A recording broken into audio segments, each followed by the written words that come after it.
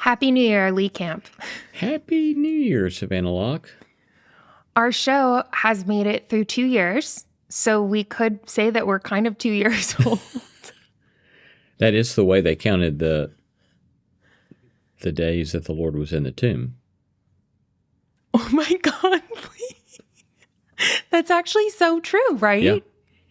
Because it was Friday afternoon. To Sunday. To Sunday morning. But then we said, so we're counting this in the most Christian possible way. Happy second birthday. Yes. Lee, I love that right now you're in the studio where we normally record. Yeah, thanks for showing up. Because you thought we were going to be in the studio, even though I think the studio is technically closed today. So God bless whoever opened up the door for you. I talked my way in. They were very surprised to see me at the door. And I live so close to the studio, which means that if there is a fire department or fire truck that goes by, we will both hear it. Because that is how close I am to you in this moment. Yes, well, it shows how much I am a creature of habit. True. I'm a fundamentally conservative man. I like things the way I like them and don't go messing around with them for no good reason. Well, if it's helpful, I didn't enjoy having to set up the studio thing either. So I hope that we do always end up back in the studio at the end of the day. I told the gal who was helping with the tech stuff earlier, I am not a techie person. And so once she said, like, these levels are right and everything, I have not touched one thing. Yeah. Because I've been terrified that it's going to go wrong. Yeah. Don't screw it up. Yeah. Don't screw it up. Don't screw it up. Lee, what is a highlight from the Christmas season into the New Year? You don't have to say everything, just one thing. We had just lots of really pleasant family and friends time. And nice. I was very, very thankful for all of that. So lots of different episodes of it. And so and all of them together summed up to a very lovely whole of friends and family. So it's very nice. How about you? I was sent a video from you from your house on Christmas Day of you singing and playing piano on a Casio. That's hilarious.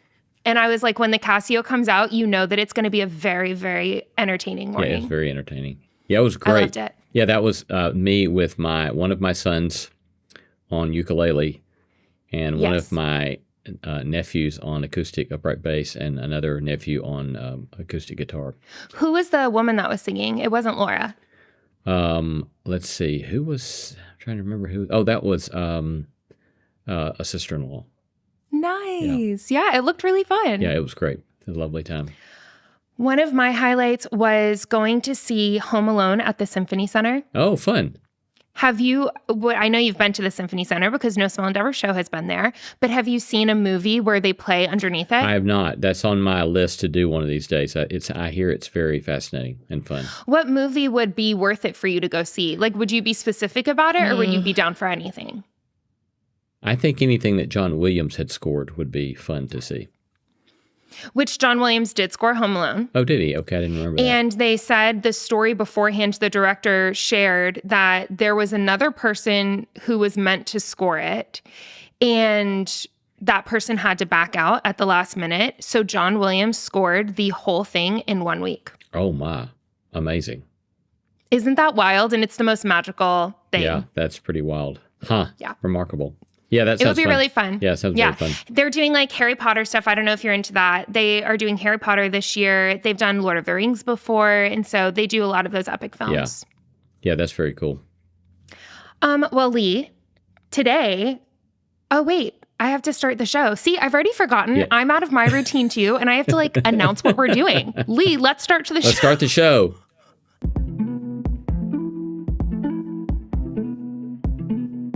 Hey friend, if you didn't know, I started a newsletter a while back that comes out every 2 weeks. I've been delighted to hear from so many of you about positive response to the newsletter. We call it the No Small Endeavor Notebook, where I riff on themes and topics related to our podcast, giving you additional material for thinking and doing in your own quest to make sense of what it might mean to live a good life. Join us by going now to nosmallendeavor.com and sign up there. Again, go to nosmallendeavor.com to sign up now for our free No Small Endeavor Notebook newsletter. Welcome to the Subtext, where we go beneath the headlines and beyond the obvious. I'm Savannah Locke. And I'm Lee C. Camp. And we are out of our routine, but we are coming back. Yes, into indeed. 2026. We're going to sit right back into those rhythms that we established last year. Yes. And if you like what we're doing and want to help us get the show in front of more people, please do us a favor by following and rating wherever you listen. Leave a review, give us 5 stars, hype us up. And if you want to watch full episodes, you can find that on Spotify and YouTube. Lastly, you can follow the show at The Subtext Show, me at Savannah_Locke, and Lee at Lee C. Camp. If you have any questions or suggestions for the show, just DM us on Instagram at The Subtext Show. And that's that. That's on that. Lee Camp, we are talking about something that you asked me about, and I was shaken to my core that you had seen this movie, I think on the same day as me. Fascinating. This is all about Knives Out, the new Knives Out movie. I do say that I have looked forward with great anticipation to discuss Benoit Blanc. I knew you would love his character so much. What is not to like about Benoit Blanc? He is a very fine-looking Southern man, intelligent. He was very winsome. What is that accent for gallant. real? I don't know where he gets that accent, but it is clearly not Alabamian, but it is also clearly Southern. So it is maybe it's Louisiana, a Louisiana kind of. Stay in character the whole time, please. Kind of Louisiana accent. Like this very thick drawl. Yeah, yeah. But magical. Yeah. And I knew you would love his character. Had you seen the previous 2 Knives Out films? I have. I loved number 1. I thought number 2 was mediocre, and I thought this last one was quite good. Very good. I agree. Number 2 lost me. Yeah. And I think without all the hype around number 3, I don't even know that I would have been interested in it. But when you and I grabbed end of the year coffee, or that's not true, we didn't get coffee. You got a beer and I got a kombucha. So just to fact check myself here, when we did that, you asked if I had seen it, and it was very reflective to me of a lot of hype around this film because it deals with a lot of religious themes. Yes. And it's placed in a Catholic church itself, so... Yes, it's placed in a Catholic church, and it, I think, reflects a lot of the tensions that we see today and has a couple of callback themes to a previous episode we did about culture wars, which I really want to talk about as well. I also want to name that I want to call this film Rise Up, Dead Man, and I know that that is not what it is. It's Wake Up, Dead Man. But I also want to call it Dead Man Walking. I want to call it a lot of things that it's not. And so I'm just going to name that for the listener, that when I say that wrong, just ignore me entirely and I'll go from there. So if you have not seen this film and don't want spoilers, go away because you're not going to like this. Do not listen.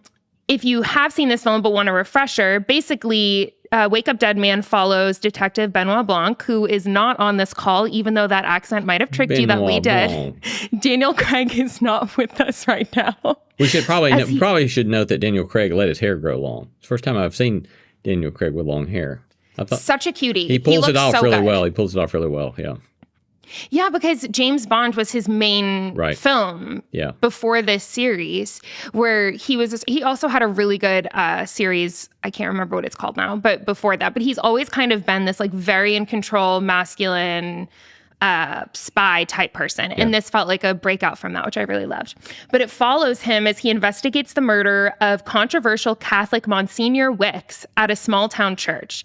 A young priest, Father Jud, is the prime suspect in this case, which explores faith, extremism, manipulation within the congregation, and kind of reflects our current day culture wars between 2 competing forms of Christianity. So I want to know what drew you to this film, and what kind of drama you saw in the competing forms of Christianity, not only in the film, but kind of how that reflects what we see today. Well, it was just a good entertaining film, first of all. I mean, it was, like I said, I thought it was better than the second one, and kept you pulled into the story, and a good murder mystery, right? So, a good whodunit that was well executed and nicely done. So, just from the entertainment level, it was great. And as we'll be talking about, I think that the depiction it gave of honest questions about faith or lack of faith was quite compelling, and I found it even moving at a point or two that I thought was really, really poignant. Lee, did you cry? I don't think I cried. I may have. It doesn't take a whole lot for me to get a little teary-eyed, and I think I did get teary-eyed at one point. Yeah, I think I did too. Yeah. When Father Jud had that conversation, which we'll talk about with Louise, I thought that was a very moving pastoral moment between them. Yeah. But yes, so what we see starting at the beginning of the film is Monsignor Wicks, who is this very angry, controlling, confident priest who has basically dwindled down his congregation to be a very small but loyal group that are not loyal necessarily to God, although I think that they maybe had intentions of that, but were more loyal to him. So that is this congregation that Monsignor Wicks has created. And then you see Father Jud, who is this newer priest who came from a background where he was a boxer, and he killed someone when he was boxing. And that led him to have this conversion experience and then become a priest and give the rest of his life away to serving people. And Father Jud, while he came from this world of violence, is now really fighting, and you see him wrestling throughout the film to release those violent and angry tendencies and instead embrace a more open sacrificial faith. So Father Jud gets placed in Monsignor Wicks's congregation, and we see the tension arising from those two types of Christianities, where you have Monsignor Wicks, who's very fear-based and authoritative, and you have Father Jud, who is much more self-sacrificial and humble. And I was just curious to know what you thought about those, and if you had any takeaways from what that could teach us. I will say my one criticism of this film, if we're going to go into that, it felt a little on the nose sometimes. Do you know what I'm saying? Yeah. Where it was like, it was very crystal clear. I thought that Father Jud had some tension inside of him that I really appreciated, but it did feel semi-binary sometimes. That being said. Yeah. That there was not very much redeemable about Father Wicks. There was not much redeemable about Monsignor Wicks at all. No. Yeah. Well, but yeah, I mean, clearly it lacked nuance, but I didn't go into it expecting a Hollywood, would-be blockbuster film to show theological nuance. That's not what they do, right? It's more like, I think, if you think about it, like a parable as opposed to a theological treatise. What it did was it gave us an honest glimpse into some honest questions about faith or lack thereof.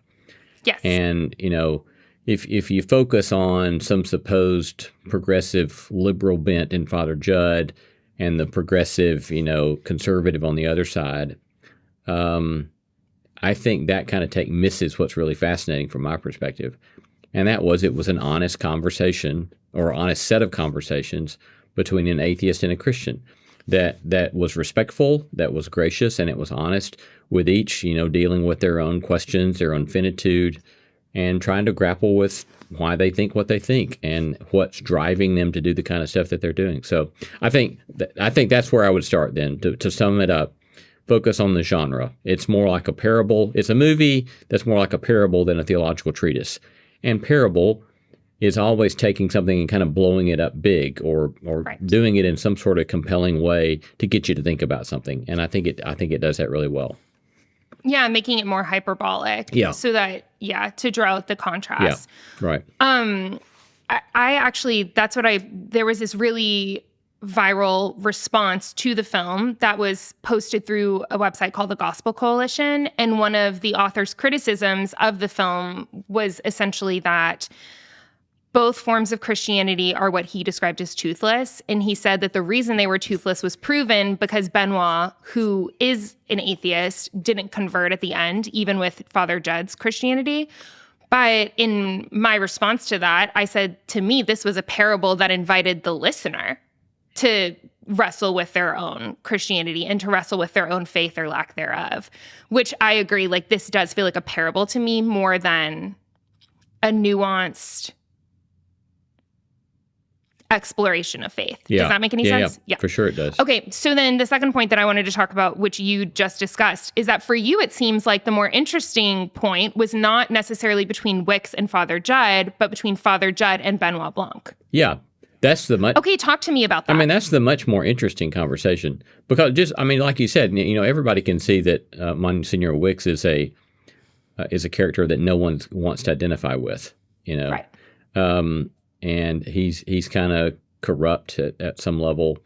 And so he's not the interesting part. The interesting part is the conversation between Father Jud and Benoit Blanc. And so that's the part that caught my attention.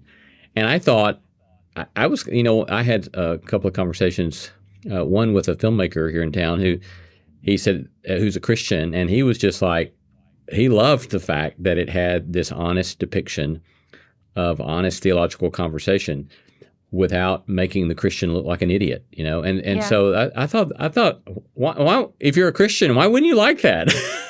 It's like, come on, this is a really compelling, and and it reminded me too of, I've many times told people that I always loved my atheist students because typically they asked really honest questions, and they had a sort of honesty that a lot of times the Christian students either were unable to find the courage to lean into, or just hadn't taken time to ask themselves hard questions about what they said they believed. Mm-hmm. And so I don't know. I don't feel threatened by having somebody raise those kinds of conversations, and I think we all ought to find our way to be comfortable with having those kinds of conversations and celebrate that this film did that kind of thing in public in that way, in a respectful way. A super mutual and respectful way. Because I felt Father Jud was also humble enough to learn from Benoit as well. Yeah, exactly. That's right. Which is really important. Was there any part or conversation that stood out to you between them that you felt like reflected that tension well? Well, yeah, there's this one clip that I thought was really, really powerful. What about it resonated with you? Well, I think that two things about it resonate with me. One, even though I suggested a moment ago, better to think about all this as parable than theological treatise. But at the same time, there's a little bit of careful theological work happening right there, and that is that it's asking, what do we have in the story of the gospel? And so, is it primarily, constitutional law? Is it dictates of timeless universal principles and norms? Is that the primary genre of what all this is? Or is the primary genre of all this storytelling? And so Father Jud there is saying, well, it's storytelling. And when Benoit Blanc had said, well, it's storytelling, he's like saying, yep, it is. But that doesn't mean that it's not true, right? It's that it's a story that you believe to be profoundly and deeply true. And that's why I find the critique that you pointed to a moment ago, saying that it's this postmodern thing that doesn't really care about truth, a very odd kind of critique. Because just because you're focusing upon a different kind of genre here doesn't mean you don't care about truth. Of course you do. Because there he's saying, yeah, the question is this story convincing us of a lie, or is it convincing of something that is profoundly true? And he clearly believes it's something profoundly true. And so I think theologically that part is really compelling and really well done for Hollywood. And again, there's lots more that can be said about that, pros and cons. Are you going, for example, to reduce what the Father Jud said there as it resonates profoundly within something within us, and make it all about we are the final arbiter of truth? Well, that's a good question to ask and grapple with. And that I would want to say, no, that's not what, you don't have to reduce it to our subjective interpretation of truth. So anyway, lots more to be said about that theologically, but it's an interesting theological conversation. And then second, I would say it's moving to me at a human relationship place, right? Because here you have people with profoundly different sets of convictions that animate their lives. And they are able to have this respectful, loving conversation. And Benoit Blanc is able to say, in his funny sort of way, touche, Padre. I know. And then as soon as the Father Jud begins to crack up and to weep, because he's trying to find his own way in his faith and to be a priest and to be a pastor, he immediately turns to son, Benoit Blanc's son, and that sort of human care for the other, even though you may not agree with him at all. He clearly doesn't agree with him. And he still won't agree with him at the end of the movie, but he cares about him as a human being. And so I just think that's a very compelling picture of caring for another person, even when you have very different sets of ultimate convictions. Yeah, and the power of mutuality and love. Yeah. And care in those moments is really, really stunning. Yeah. I agree. It reminds me of, I was listening to a podcast a couple of weeks ago where these two scholars talked about whether or not, I can't even remember what story in the Old Testament it was, but something about whether or not is this myth. It was like a listener question where they said, did this really happen or is it a myth? And both podcast hosts said, just because something didn't necessarily historically happen doesn't mean that it's not true. And sifting apart, like when their kids would watch Lord of the Rings or whatever, and they would look to the podcast host and say, did this really happen? And they would respond back and say, no, but it's true. And how there's something that taps into that in this conversation for me of that they have about storytelling, where there are some truths that all we can do is tell stories about it because we can't capture it on camera. And I think that makes something really beautiful and true, and we can feel it inside of ourselves. But I do agree that the good criticism, and I think that maybe the guy in the Gospel Coalition might have talked about this, is, are we the ultimate judges of what's true or not? No, but it doesn't have to be a binary. Like there's room for us to be able to say that like these truths and these mysteries of God, like all we can do is wrap our heads around it with stories, and that doesn't make them not true. Yeah. It's just our way of like taking a crack at it, which is beautiful. Then the second thing it reminds me of is on New Year's Day, I spent some time at a friend's party and got in this conversation with a guy who's like not religious at all. Really amazing musician, so fun, great like thinker. And he asked me what I did, and I told him, about like getting my master's in Anabaptist studies. He had never heard of it and was talking about all of it. It's always a good conversation starter, Lee. Every time I say Anabaptist, people are like, what? Even Christians, they're like, what are you talking about? Yes. But it always does prompt really interesting conversations, because what I have found is not religious people can at least relate to the idea of being drawn to nonviolence. Yeah. And so I knew it would be like a common ground that we could talk about. Anyway, so we kind of get going, and he's asking all these questions. I'm asking him questions back, and he said, no offense, but this whole nonviolence thing hasn't really worked out for Christians. Like, you guys keep on killing people. And I was like, valid, true. And I kind of like laughed because it is true. And then he like was taken back by that. And he said, why aren't you offended? I was like, because you're telling the truth. And there was a moment for him that he was actually disarmed by my lack of offendability, because I think that there was something in this conversation where I didn't feel like I needed to convert him. In that he sensed that I was open to having a good conversation. And to me, in this, that was reflected there, where if the pressure of not proselytizing each other is not inserted into every single interaction, real magic can happen. And, you leave room for like God to move in whatever way God wants to move, including in me, like through that conversation, through him, like through his objections to Christianity and his objections to religion in general. So that's what that reminded me of. I love that. Yeah. He was like, why aren't you offended? Yeah, that's a great story. I was like, I'm just, I'm too busy to be offended, or too tired. I can't tell which one. It has been so delightful to see more and more listeners like you sign up for NSC Plus. Our growing community is made up of intelligent and thoughtful people looking for a holistic approach to human flourishing.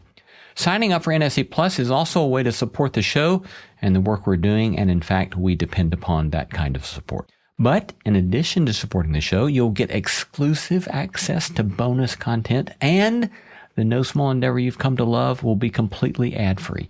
In fact, you won't even hear ads like this one. So go to nosmallendeavor.com and click Join NSC Plus to become a member of our community today. Join for as little as $5 a month. Again, go to nosmallendeavor.com, click on that red button that says Join NSC Plus to become a member today. I will say on your first note about story, the just to kind of quick few nerdy notes. Yeah, are there theological words around what I was trying to get at? Yeah, well, there's and we've kind of already implicitly got some of this stuff, but there's genres in Scripture that all sorts of people agree are not meant to be historical in any way, right? Right. And then there are, like, for example, the Psalms are not historical; they're poetry, and that's a non-controversial claim, right? And as you were saying, there's the old line about fiction is often truer than true, and that there's something about various genres that they're all doing the same thing at their best, and that they're trying to point to something that's true. And then there are other spots in which clearly the genre in some way is meant to be historical. Yep. And then there are ways in which you have to grapple with the fact that even history is always a selective storytelling. And so you can get at or discern, if you read carefully, a certain agenda, if you will, in the storytelling of patently historical kinds of observations. And then there's all sorts of muddiness and gray in between all of that. And so it's just worth, to say that story is central to all of this doesn't really say anything about what one thinks about truth claims. It's just something that needs to be carefully observed about what we're doing here. Yeah, super, super good point. Okay, let's move on to some psychology vibes.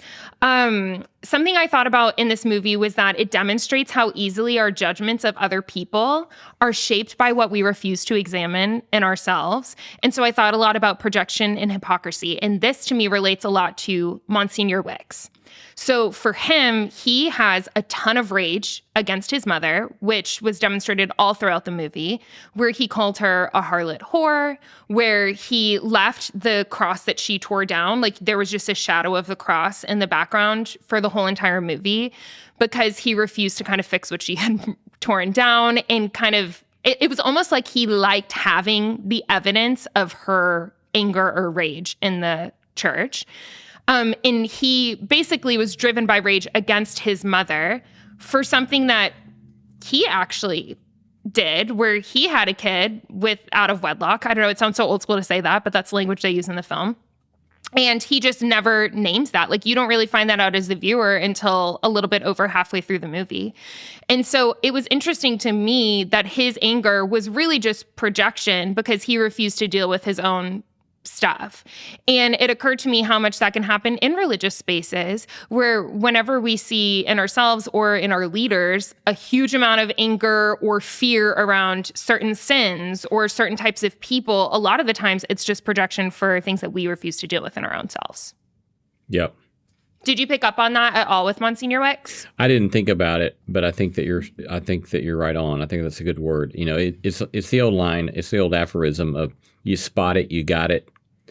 And which I just find so helpful, right? Anytime I start being critical of somebody else, I really ought to pay attention because that may be simple projection, as you were saying, right? And doesn't that suck? It does suck. It's just so inside. But it once you, that's one of those kind of insights that you're either blind to or you're not. And the longer you're blind to it, the more damage you're going to do to yourself and to relationships with others. And then once I've had somebody help me see that, then the question is whether or not I'm willing to have enough courage to ask myself that question when I get angry at somebody. As well, am I just projecting my own stuff on that person or not? And that doesn't mean that we're always projecting stuff on somebody else when we're angry about something. But it's a really good place to start first, I think, is to ask ourselves that question. You spot it, and to you check spot it, you where got the it. energy You spot it, you got it. Yeah, to check where the energy is coming from too, because I think that all of us have experienced probably righteous anger before at an injustice or whatever that maybe we haven't participated in. But I think all of us also know what it feels like when we're railing against someone because we know that it's in us too. Right. C.S. Lewis, actually, this is an old school quote, but C.S. Lewis has a great quote about that in Mere Christianity in his chapter on pride. Where he said that the more pride you have, the more you notice it in other people. Yeah.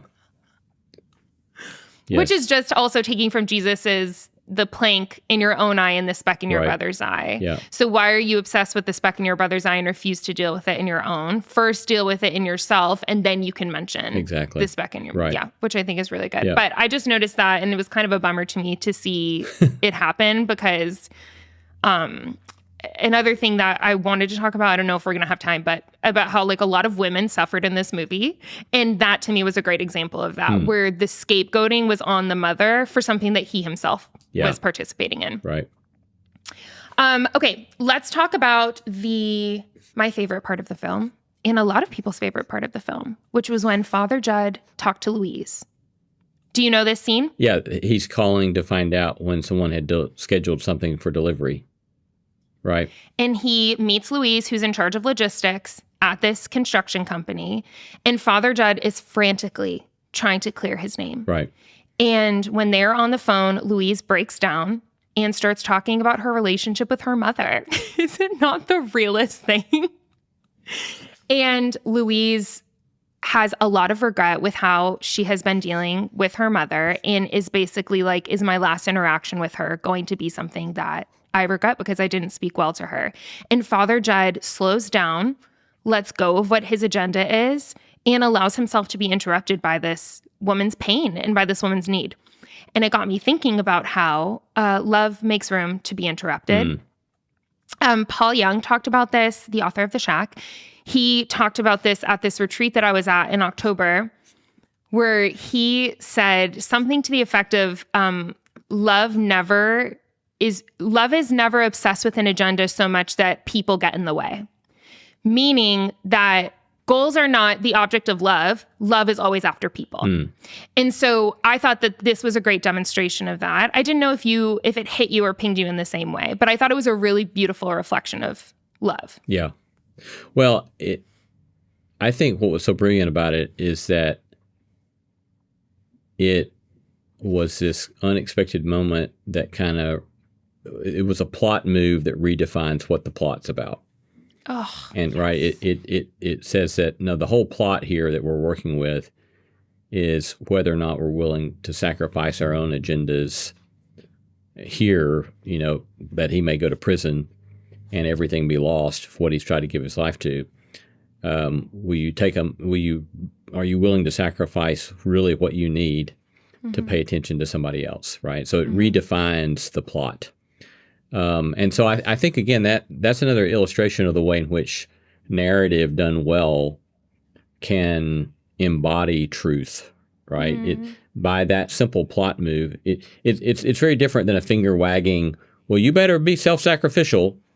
And instead what it does is it invites you to the story, and all of a sudden you're moved because you know what's at stake for Father Jud when he's taking time to do this for this woman.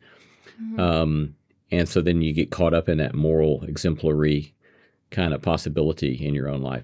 And so that's again, going back to, I don't want to keep harping on it, but the critic who said something about all of this being toothless. It's like, really? Yeah. Because really what happens here is not, if what you need for something to have teeth is giving you a list of propositions, a list of theological propositions, okay, it doesn't do that. But that doesn't mean it's toothless. Because what it does do is, in this narrative, it redefines stuff, right? And in the narrative, by Father Jud going and doing what he does in his way, think about some of the things that happen. It's that it exposes stuff. There's a moral reckoning. It frees the community from illusion. It means that the truth is finally spoken, and so people are freed from delusion. And what more do you want than an embodiment of the truth shall set you free than in that kind of story, right? And so, again, I think that episode with him on that phone call, again, embodies that in a very compelling way. Agreed. Yeah, I'm happy you brought up the criticism too in that language of toothless Christianity. Yeah. To me, that is the opposite of what occurred with Father Jud and Louise. Yeah. And I thought too, their relationship, their brief interaction was foiled to me with Monsignor Wicks and Simone. And so Simone was the gal with the nerve condition in the church. She was the person with what? The nerve condition. Remember, she was in the wheelchair. Oh, yes. Uh-huh. And Monsignor Wicks saw her vulnerability and actually ended up exploiting it in taking all of her money to help fund his church. And to me, their relationship was a foil with how Father Jud interacted with Louise, where Louise could give him nothing in that moment. Like, Louise was not giving him the thing that he wanted, and he still slowed down and pastored her and was present with her. Whereas Monsignor Wicks exploited Simone's need in order to get stuff. Yeah. I thought it was a really interesting foil. It is a very interesting foil. I don't think I would have thought about that had you not pointed it out. Yeah, the whole Simone storyline was really interesting as it relates to healing. I couldn't really verbalize or put language around it. But, I grew up so charismatic that healing was such a big thing. And it was interesting how they talked about healing in that. Yeah. Well, Father Jud even talks about it, that I think he explicitly says something like, I don't know if he uses the word miraculously, but he was not like instantaneously fixed or healed or relieved, but it's a sort of daily bread sustenance. And I personally relate to that a lot. I mean, I've had some of my greatest difficulties and pain in my life has seldom been instantaneously addressed. Did you just snap at the same time as me? I think we did. Yes. So there we had something instantaneous. We may be 3 blocks apart. Yeah, that's right. But we all snapped at the same time. So I haven't been instantaneously, a lot of my stuff has not been instantaneously addressed, but it's the daily bread kind of thing that is compelling to me. And, and again, that doesn't mean that I deny that some people haven't had instantaneous graces and instantaneous gifts. And I celebrate with them when they do. But again, it's a diversity of experience, and let's make room for a diversity of experience. Agreed. Yeah, Simone's arc was really interesting, and I want to rewatch the movie. I've seen it twice now, but I want to rewatch it another time and just pay attention to her, because I actually think too they did a really good job of symbolism in this film. And Simone at the end was wearing a cross necklace, which I sort of loved because she didn't wear it the whole time. And then after Monsignor Wicks was gone, she had a cross necklace on, and I was curious about what that might symbolize. But okay, 2 more things. I thought that this film did a great job of authoritarian spiritual leadership, demonstrating once again in a generally hyperbolic way, although I know a lot of leaders can be like this, and there are some like pastors and whatnot that do operate like this. But this to me showed, I read a book in college called The Subtle Power of Spiritual Abuse. I don't know if you've ever read it. I have not. Okay. Oh my gosh, Lee, I actually think you would find it interesting. Very fascinating book. But in this book, they talk about some of the characteristics of spiritually abusive leaders. And obviously, there's lack of accountability, us versus them mentality. All of this is shown with Monsignor Wicks and his leadership style. Performance occupation, where obedience and submission to authority are stressed constantly. And then I want to talk about this last one, which is unspoken rules. So one of the rules that they talk about in this book is the can't talk rule, where if you address the problem, you become the problem. And so the unspoken rules thing reminded me of the scene where Father Jud wanted to start that like little prayer gathering where like 6 people showed up and everyone was there because they thought Monsignor Wicks had approved of this meeting. But when they find out that Monsignor Wicks hadn't approved of it, they all started panicking and leaving. They were like, we're sorry, we thought this was an official thing. And to me, that showed a great example of unspoken rules, where he had such a control over the congregation that to even have a meeting without his approval was breaking an unspoken rule. And Father Jud was the one who was breaking the can't talk rule, where every time he would name something wrong, he became the problem, even though he was just addressing the problems. Yeah. So it felt really interesting to think about, like, if you watch this and, thought, wow, my pastor's a lot like this, I would really read this book. I would read the Subtle Power of Spiritual Abuse book. Yes. Well, that reminds me as well of the book I did recently read that you had mentioned as well, Hillary McBride's book on Holy Hurt. Yeah. And she talks a lot about outsourcing of moral authority and normalization of harm and so forth. But I don't know that, as you were describing that unspoken rules dynamic, I was remembering that in, let's just say, a church that mattered to me a lot. In my tradition, I once was back visiting, and somebody, it was big in our tradition to say that we have no creed but the Bible. And so we just have the Bible. We don't have any creeds. We don't need those human creeds and all that kind of stuff. And so that had come up in this Sunday school class that I was visiting. God, it sounds so pure, doesn't it? Yeah, it does. We have no creed but the Bible. And I said something like, well, clearly it is true we do not have a written creed. I said, but don't we all know that we have a creed? And we know what's in and what's out. And that we may not even talk about it unspoken, but we know what's acceptable and what's not acceptable. And we have an unwritten creed. And I was told later that the elders of that church had a meeting and discussed that I had said that. And that was the point at which it was stated. Again, this is secondhand, so I don't know if this really happened. But I was told that they made a decision that I would no longer be invited to teach a class or to preach in that church because I had said that very thing. And so it's right. There's immense power around unspoken rules. And if you mess with them, you're really messing with the DNA of an organization that can have some consequence. Lee, you disruptor. Naming reality can be very scary for people who want to live in denial. It can be, indeed, yes. One time I led worship at this big church, and it was one of those situations where I kind of got invited in last minute because they needed someone to fill in, and it was very welcoming, like, take ownership, please lead our congregation. We totally trust you, whatever. In that week when I was there, I met this gal who was in her young 20s, and she was so gifted as a worship leader and a singer. And she had been part of the church since she was a little girl. And so I said, hey, you should come lead one of my songs. Like, take one of my songs. You're ready. You can lead in this church. And I had taken seriously when they said, like, take ownership over this, do whatever you want. The set is yours. Like, live your life. So this gal sings her song. She was so excited. Her parents were so excited. She did a great job. And then after the service was over, the pastor's assistant walked up to me and said, did you invite her to sing? And I was like, yeah, we'd been working all week, whatever. And she said, well, did the pastor X, Y, and Z give you permission?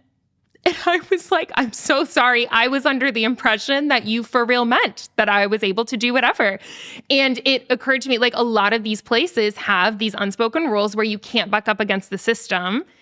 And if you do, then you're on the out. So needless to say, I was not invited back to lead worship at that church again because I invited that sweet woman. But she does lead worship now today, which makes me really happy. Unspoken rules. Anyways, if any of this talk is resonating with you, once again, recommend Holy Hurt by Hillary McBride and then The Subtle Power of Spiritual Abuse. The Subtle Power of Spiritual Abuse is pretty research heavy, which I guess Hillary's book is too, although she has a lot more narratives. But yeah, both of them are really good. Yeah. Okay, let's close by talking about culture wars. This movie has become an object of a culture war where a lot of conservative Christians are railing against it, and a lot of progressive Christians are cheering for it. What do you think that's about? Oh, what do I know? Keep that pause in there, everyone. Don't edit that out. Good grief. Why? I don't know. Whatever. That's all I have to say, really, about it. Whatever. How do you do that? Is that how you do that? You do the little W? Oh, back in Whatever. the day. Hold on, it's this, and I'm like this. Yeah. Whatever. Yeah. You just feel like it's silly. I mean, I don't know why any group would.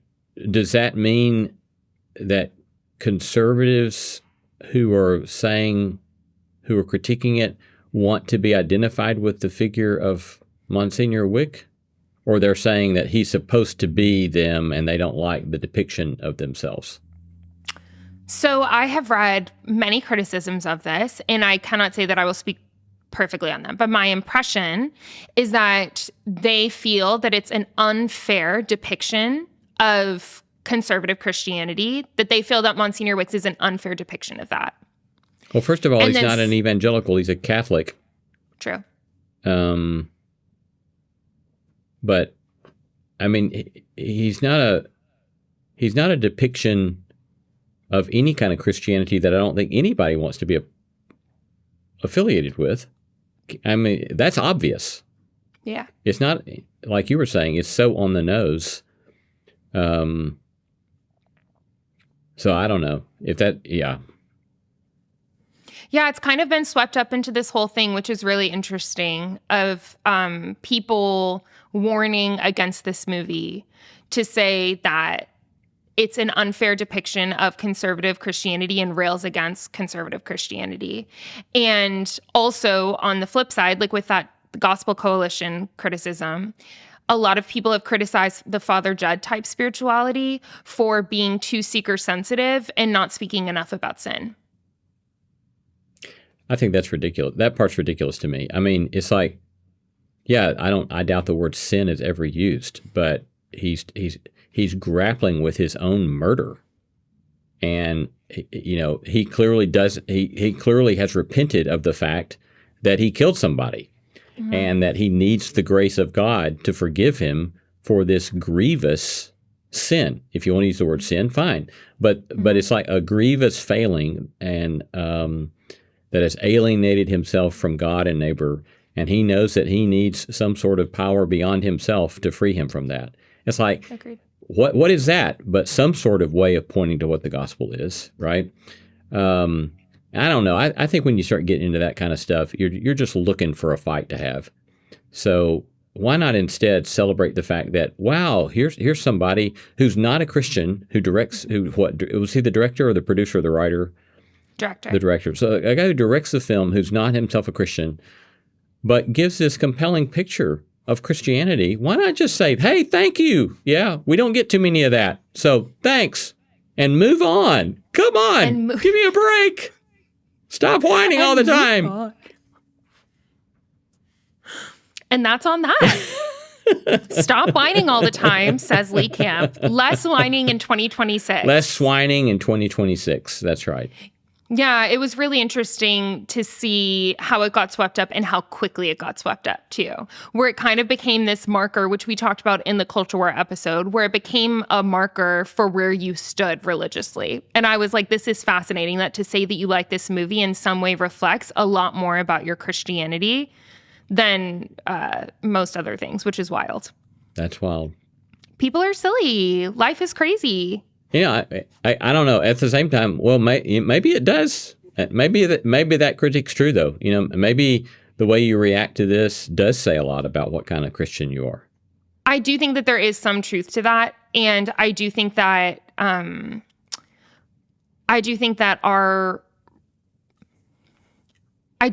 some truth to that, and I think that there is a religious binary that thrives on claiming certain cultural artifacts in order to say what side they're on. And I think it's really interesting that that has been done with this movie. Yeah. Yeah, agreed. Interesting. Yeah. Well, Lee, we're back. How does it feel? Savannah. Here's to 2026. Here's to 2026 and more scintillating pop culture commentary from Nashville, Tennessee. Music City, coming to you. Scintillating pop culture commentary. I'm just not going to say the word scintillating again in 2026. That's my commitment to the people. Maybe that can be our new tagline. Beneath the headlines, beyond the obvious, too. scintillating pop culture commentary. Because you know what everyone says about a good tagline? Yeah. You need to Google it in order to understand it. Good to be with you, Lee. Good to be with you, Savannah. Take care.